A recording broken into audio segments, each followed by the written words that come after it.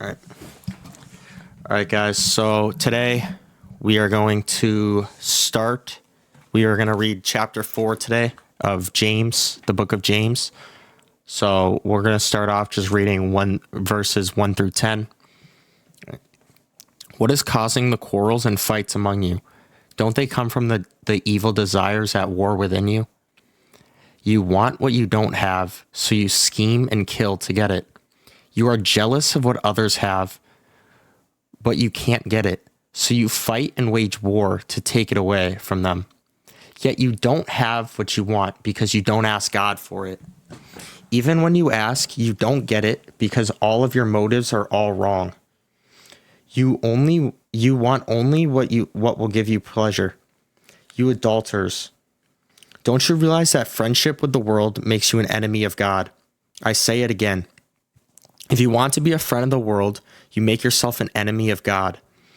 Do you think the scriptures have no meaning? They say that God is passionate, that the Spirit has placed us within us should be faithful to him. And he gives grace generously, as the scriptures say. God oppresses the proud, but gives grace to the humble.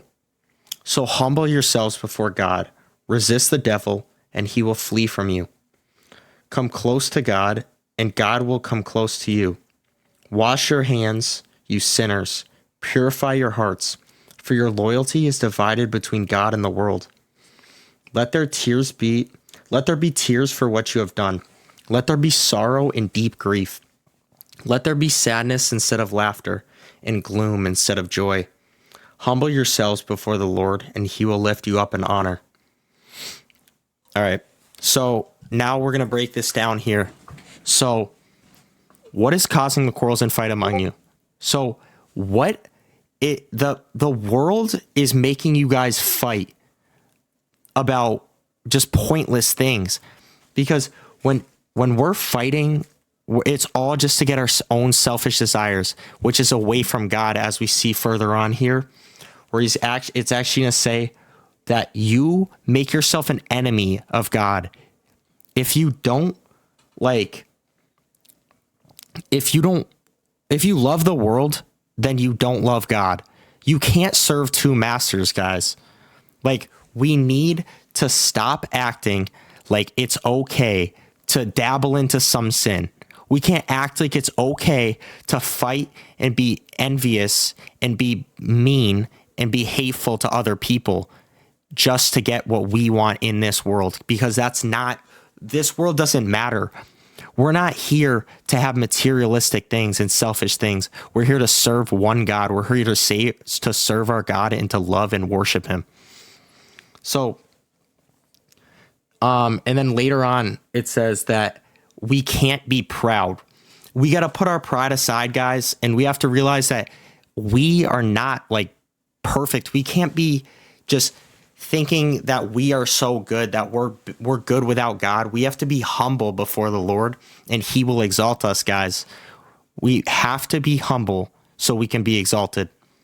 So also, guys, we are going to mess up. That is pride itself if you think we're going to be perfect and not mess up, guys. But when we mess up, we have to be sorry. We have to be truly sorry. We can't be joyful. And yeah, I mean, we're going to mess up, but just make sure you repent and we're going to bounce back. All right, so we're going to keep reading on here. Don't speak evil against each other, dear brothers and sisters. If you criticize and judge each other, then you are criticizing and judging God's law.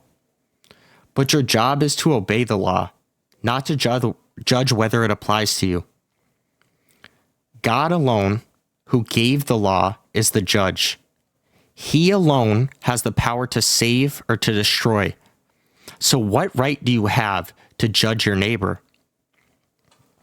All right, guys.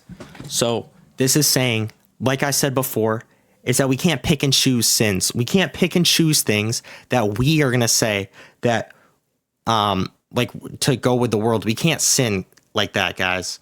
We can't pick and choose. So we just have to fully obey the law and not judge other people for going against it.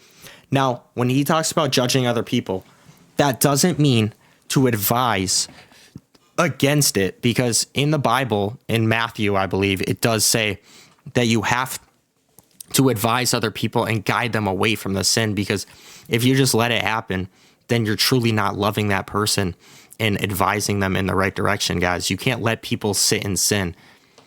So when he's talking about judging, that means judging somebody's heart, like genuinely judging them. So instead, you have to love them, uplift them, and guide them in the right direction, guys. All right, let's finish it off here. Look here, you who say, today or tomorrow, we are going to a certain town and will stay there a year. We will do business there and make a profit. How do you know what your life will be like tomorrow? Your life is like the morning fog.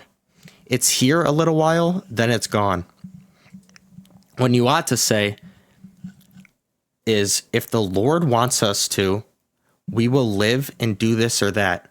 Otherwise, you are boasting about your personal, pretentious plans, and all such boasting is evil.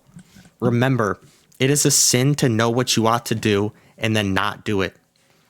Guys, this is literally the most clear call to action like we can see. Like, it is saying we can't be like saying what we're going to do because we don't know. We have to be single-hearted before the Lord, guys. We have to trust and do everything, make holy choices through God. And we do that how? Guys, we're going to have to do that by prayer, all right? We're going to have to pray and ask God to give us a single heart and only live for him. We have to live every holy choice in accordance to Jesus, because that's what we're called to do, guys.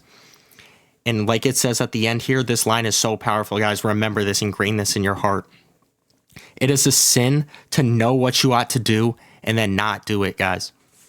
If you know that you can do something, like imagine you see somebody that's in need of help. You know you can help this person, but then if you get lazy and you don't want to help them, like for your own selfish desires, guys, we can't do that. That's a sin.